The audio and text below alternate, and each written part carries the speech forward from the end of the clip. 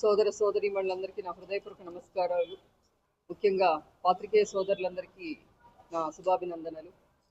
కార్యక్రమం అతి త్వరలో ప్రారంభమవుతా ఉంది అని మీకందరికీ కూడా సవినయంగా తెలియజేస్తున్నాము.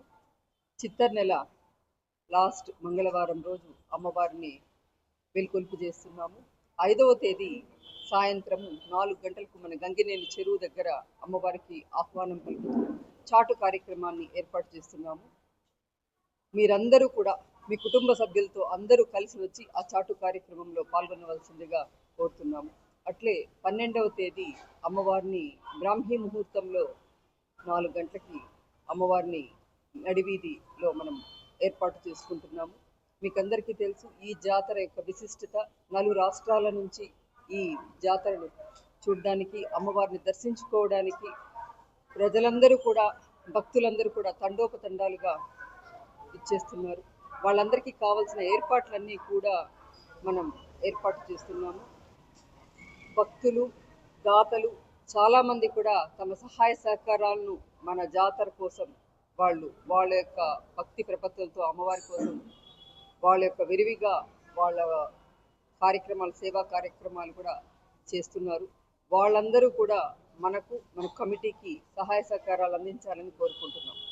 ఎవరు ఏ కార్యక్రమం చేయదలిచినా కూడా ఖచ్చితంగా మాకు ఇన్ఫర్మేషన్ ఇవ్వాల్సిందిగా దయచేసి తెలియజేస్తున్నాం. అంటే దానికి అనుగుణంగానే మేము మా కార్యక్రమాలన్నీ కూడా రూపకల్పన చేసుకుంటున్నాం. ఇక్కడ చిత్తూరు పట్టణంలోని పుర పెద్దలు, ప్రజలు, భక్తాదులు అందరూ కూడా మీకు తెలిసిన, అంటే మీరు చేయదలిచిన కార్యక్రమాలు కావచ్చు, మీకు తెలిసిన ఎటువంటి ఏదైనా ఇన్ఫర్మేషన్ కావచ్చు, మా కమిటీకి, మా ఇక్కడ చేస్తున్న సహాయ సహకారాలు అందిస్తున్న భక్త బృందానికి కూడా మీరు ఏదైనా అవసరమైతే, అంటే మేము కాంటాక్ట్లకు రాకపోతే వాళ్ళ ద్వారా అయినా మాకు ఇన్ఫర్మేషన్ ఇవ్వాల్సిందిగా కోరుకుంటున్నాం. మీ అందరి సహకారంతో ఈ జాతరని జయప్రదం చేసి ఇంకా మన జాతరని రాష్ట్ర పండుగగా గుర్తించే విధంగా చర్యలు తీసుకోవడానికి ఎంత చేయాలో అన్ని కార్యక్రమాలు చేస్తూ వస్తాం. ఇది మన పండగ, మన అందరి పండగ. సో ఈ కార్యక్రమాన్ని జయప్రదం చేయాల్సిందిగా మరొక మారు మీ అందరికీ తెలియజేస్తూ సెలవు తీసుకుంటున్నాం.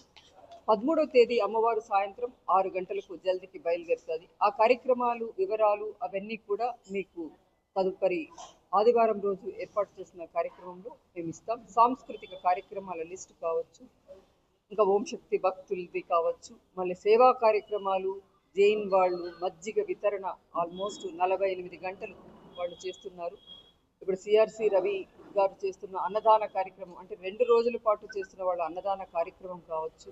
మిగతా భక్తాదులు కూడా వాళ్ళ జంక్షన్స్లో అందరూ కూడా అమ్మవారికి యొక్క ప్రసాదాన్ని భక్తులకి దాదాపు 2 రోజుల పాటు కూడా మా నోటీస్కు లేకుండా కూడా చాలామంది చేస్తున్నారు. చెప్పులు ఇస్తూ ఉన్నారు, గొడుగులు కూడా లాస్ట్ టైం ఇచ్చినారు.